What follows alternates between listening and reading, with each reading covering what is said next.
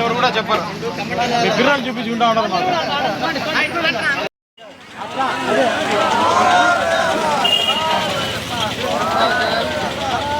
జగన్ జగన్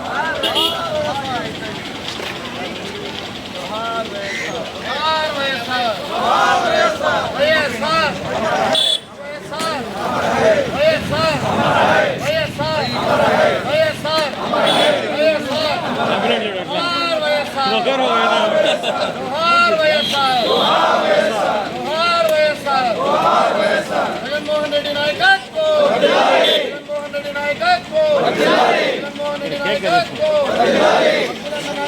జగన్మోహన్ రెడ్డి నాయకత్వం, జగన్మోహన్ రెడ్డి నాయకత్వం, నాయకత్వం, నాయకత్వం.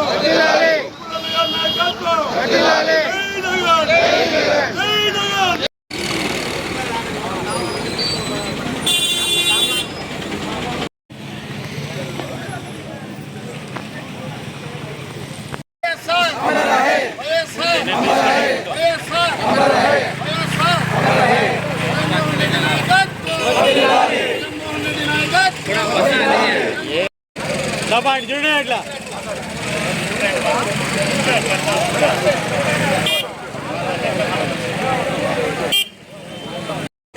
అక్కడ చూడొద్దు.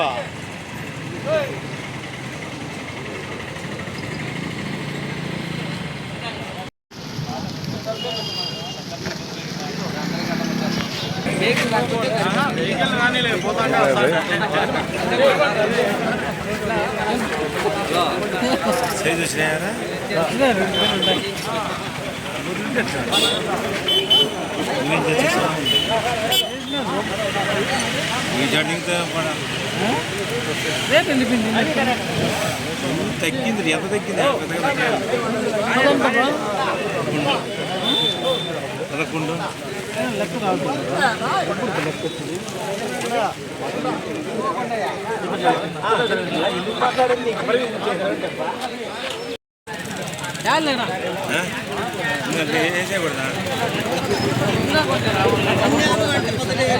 నల్లపేట మండల కేంద్రం నందు డాక్టర్ వైఎస్ రాజశేఖర రెడ్డి గారి జయంతి వేడుకలు ఘనంగా జరుపుకుంటా ఉన్నాం.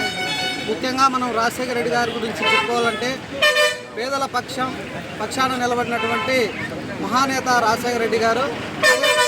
రాజశేఖర రెడ్డి గారి బాటలో ఆయన తనయుడు, ఆయన కుమారుడు జగన్మోహన్ రెడ్డి గారు కూడా నాటి ముఖ్యమంత్రిగా ఉన్నప్పుడు పేదల పక్షాన్ని నిలబడి పేదలందరికీ మంచి చేయడమే కాకుండా మంచి మంచి పథకాలు ప్రవేశపెట్టి ప్రజల గుండెల్లో స్థిరస్థాయిగా నిలబడినటువంటి రాజశేఖర రెడ్డి గారి ఆశయాలను కూడా జగన్మోహన్ రెడ్డి గారు కొనసాగించారు. ఇప్పటి ప్రభుత్వం వారి ఆశయాలన్నీ తొంగలో తొక్కేసి పేదలను ఇబ్బంది పెట్టడమే కాకుండా వైఎస్ఆర్ కాంగ్రెస్ పార్టీ కార్యకర్తలను కానీ అందరినీ ఇబ్బందులు పెడుతూ ఇబ్బందికి గురి చేస్తూ ఉంది. వీటినన్నిటికీ కూడా ప్రజలు త్వరలోనే సమాధానం చెప్తారు. గట్టిగా మనం అందరం కూడా కలిసికట్టుగా వచ్చే ఎన్నికలలో బాగా పోరాడి వైఎస్ఆర్ కాంగ్రెస్ పార్టీని స్థానిక సంస్థలలో గెలుపొందించే విధంగా మనం అందరం పోరాడదామని తెలియజేస్తూ ఈ అవకాశం ఇచ్చినటువంటి మీ అందరికీ కృతజ్ఞతలు తెలియజేస్తా ఉన్నాను.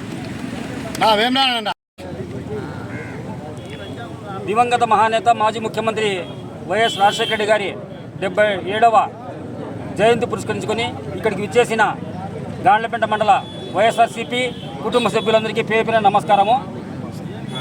ఒక నానుడి ఉంది, 4 రోజులు బతికిన 4 తరాలు గుర్తుపెట్టుకోవాలన్న ఒక నానుడి ఉంది. అందులో అతి కొద్ది రోజులు ముఖ్యమంత్రిగా పరిపాలన అందించి ప్రతి ఇంట్లో దేవుని గుడి ఉంటుంది. దేవుని పటాల పక్కన వైఎస్ రాజశేఖర రెడ్డి గారి పట్టం పెట్టుకున్నారంటే అతని అతి కాలంలో చేసిన పరిపాలన ఎటువంటిదో ప్రతి ఒక్కరు గుర్తుపెట్టుకోవాలా. అందులో ఆ మహానుభావుడు ప్రవేశపెట్టిన సంక్షేమ పథకాల్లో ఎన్నో, అందులో ఎప్పుడు గుండెల్లో నిలిచిపోయిన పథకాలు 104, 108. అదేవిధంగా ప్రతి ముస్లిం సహోదరుడు ఈరోజు వేలాది మంది ఉద్యోగాల్లో వచ్చారంటే ఆ దివంగత నేత రాజశేఖర రెడ్డి గారి అమలుపరిచిన 4% రిజర్వేషన్. అదేవిధంగా ప్రతిపక్షంలో ఉన్న అప్పట్లో మహానేత పాదయాత్ర చేస్తుంటే రైతుల గోడు విని ఉచిత కరెంటు నేను ఇస్తానని మాట చెప్తే అప్పట్లో అధికారంలో ఉన్న ప్రస్తుత ముఖ్యమంత్రి చంద్రబాబు నాయుడు గారు ఉచిత కరెంటు ఇస్తే బట్టలు వేసుకోవచ్చు అన్నాడు. అధికారంలో వచ్చిన తర్వాత మొట్టమొదటి సంతకం పెట్టి రైతుల పక్షాన ఉంటానని నిరూపించిన మహా నేత వైఎస్ రాజశేఖర గారు. అటువంటి రాజశేఖర గారి తనయుడు మన మాజీ ముఖ్యమంత్రి వైఎస్ జగన్మోహన్ రెడ్డి గారు కూడా తండ్రికి తగ్గ తనయుడుగా మంచి పరిపాలన అందించాడు. అందుకు ఉదాహరణ ప్రస్తుతం అధికారంలో 2 సంవత్సరాల నుంచి ఈ పార్టీ ఉన్న మన నాయకుడు పెట్టిన పథకాల పేర్లే చెప్తున్నారు, కానీ ఇప్పటికీ ఈ ప్రభుత్వం కొన్ని పేర్లు మార్చి పెట్టినా ఆ పేర్లు చెప్పడంలే. అందుకు ఉదాహరణ సచివాలయం, దానికి పేరు మార్చింది ఈ గవర్నమెంట్, సచివాలయమే అంటున్నాం. అదేవిధంగా అమ్మ ఒడి, వీళ్ళు ఎందుకు ఒక పేరు మార్చారు, ఆ పేరు రావటంలే. అంటే మన నాయకుడిని మర్చిపోయే ప్లేస్లో సామాన్య జనాలు లేరు. అయితే మన జరిగిన ఎన్నికల్లో కొన్ని తప్పుడు మాటలు, తప్పుడు వాగ్దానాలు ఇచ్చి అధికారంలోకి వచ్చారు. 2 ఏళ్ళు గడిచిపోయాయి. 1 సంవత్సరం తర్వాత మన నాయకుడు పాదయాత్ర స్టార్ట్ చేస్తాడు, మళ్ళీ మూమెంట్ స్టార్ట్ అవుతుంది. మనం కూడా మూకుమ్మడిగా ఇదే విధంగా ఉండి దగ్గరలో జరగబోయే ఎన్నికల్లో బుద్ధి చెప్పడానికి సిద్ధం కావాలని, సంసిద్ధంగా ఉండాలని మన నియోజకవర్గ ఇన్ఛార్జ్ మక్బూల్ అన్న గారి నాయకత్వంలో మనం పనిచేయాలని ఈ సందర్భంగా తెలియజేస్తూ ఈ అవకాశం ఇచ్చిన ప్రతి ఒక్కరికి పేరు పేరున ధన్యవాదాలు తెలియజేస్తాం. గాండ్లపేట మండల మన వైఎస్ఆర్ కుటుంబ సభ్యులందరికీ నా ధన్యవాదాలు. మరి ఈరోజు 77వ జయంతి డాక్టర్ వైఎస్ఆర్ రాజశేఖర రెడ్డి జయంతి జరుపుకోవడము చాలా సంతోషంగా ఉంది. మరి ఈ కార్యక్రమానికి వచ్చిన వైసీపీ నాయకులకి అందరికీ ధన్యవాదాలు. మహానేత ఉమ్మడి ఆంధ్రప్రదేశ్ దివంగత ముఖ్యమంత్రి వర్యులు స్వర్గీయ డాక్టర్ వైఎస్ రాజశేఖర రెడ్డి గారి 77వ జయంతి ఉత్సవాల పురస్కరించుకొని ఈరోజు గాండ్లపేట మండల కేంద్రం నందు వైఎస్ఆర్ కుటుంబ సభ్యుల మధ్య, గాండ్లపేట మండల ప్రజల మధ్య మరియు సోషల్ మీడియా, ప్రింట్ మీడియా సహోదరులు మరి ఈ కార్యక్రమానికి విచ్చేసినటువంటి ప్రతి ఒక్కరికి కూడా పేరు పేరున నమస్సుమాంజలు తెలియజేసుకుంటూ, ఈరోజు మహానేత గురించి ఒక చరిత్ర ఉంది. దేశంలోనే ఆదర్శవంతమైనటువంటి పరిపాలన ఇచ్చి ఈరోజు ఎన్నో సంక్షేమ పథకాలు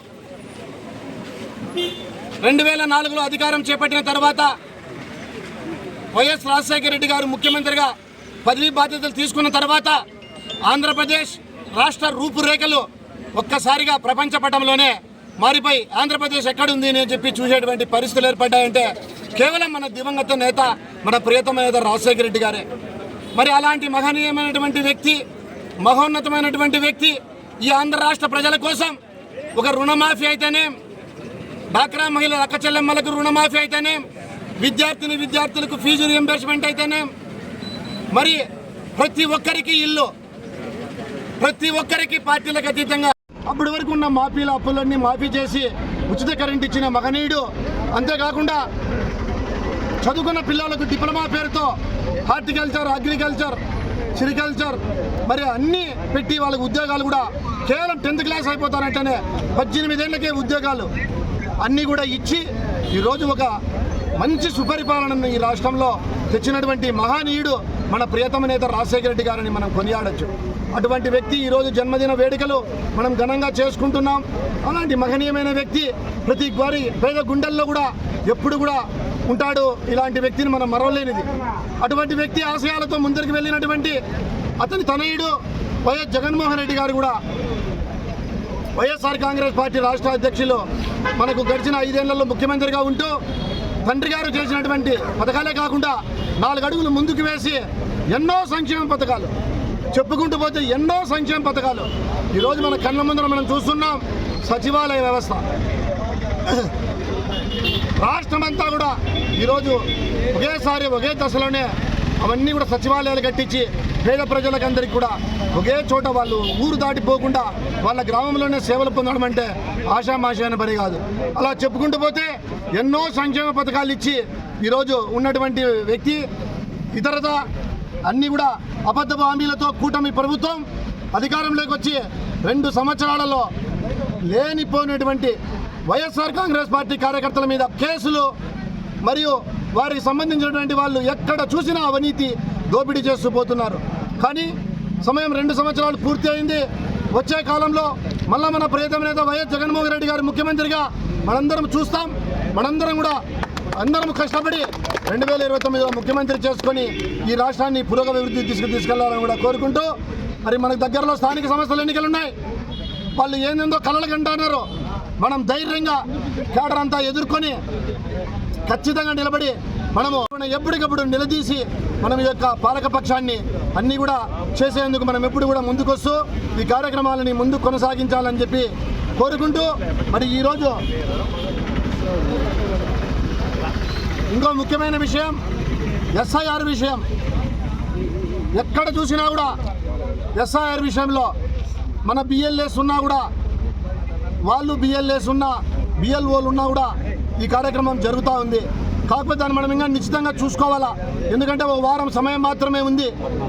ఎలాంటి అవకతవకలు జరగకుండా మనందరం కూడా పల్లెల్లో ఎక్కడికక్కడ అందరం కూడా మొత్తం చూసి 14వ తేదీ తర్వాత 1 గంట కూడా మనకు టైం ఇవ్వరు. కాబట్టి మనం ఖచ్చితంగా ఈ ప్రక్రియలో ఒక బిఎల్ఏనే కాకుండా ప్రతి ఒక్క వైసీపీ కార్యకర్త, ప్రతి ఒక్క ప్రజలు, ప్రతి ఒక్క వాలంటీర్స్, స్వచ్ఛంద సేవా సంస్థలు, ప్రజలు, మహిళలు అందరూ కూడా స్వచ్ఛందంగా మన ఇంటి పక్కన ఉండేటివో మన ఊర్లో ఉండే ఓట్లో ఎవరైనా సుదూర ప్రాంతాల్లో ఉన్నా కూడా తెచ్చి వాళ్ళందరికీ కంప్లీట్ చేసి వాళ్ళకు ఓటు పునర్ప్రక్రియ కార్యక్రమంలో అందరూ పాల్గొనాలని కోరుకుంటూ, ఈరోజు దివంగత మహానేతకు అందరం కూడా పుట్టినరోజు సందర్భంగా మంచి శ్రద్ధాంజలి ఘటిస్తూ ఆయనకు మంచి నివాళులు తెలియజేసుకుంటూ, ఎక్కడున్నా కూడా ఈ రాష్ట్రంలో ప్రజలందరినీ మీరు దీవించి ఈ రాష్ట్రం సుభిక్షంగా ఉండాలా, ఈ రాష్ట్రంలో బాగా పరిపాలన బాగుండాలా, ఈ రాష్ట్రంలో వర్షాలు బాగుపడాలని చెప్పి పెద్ద ఆయన్ను వేడుకుంటూ, ఈ అవకాశం ఇచ్చినటువంటి వైఎస్ఆర్ కుటుంబ సభ్యులకు, పాత్రికేయ మిత్రులకు నా యొక్క ధన్యవాదాలు తెలియజేసుకుంటూ సెలవు తీసుకుంటున్నా. జై హింద్, జై జగన్, జై జగన్.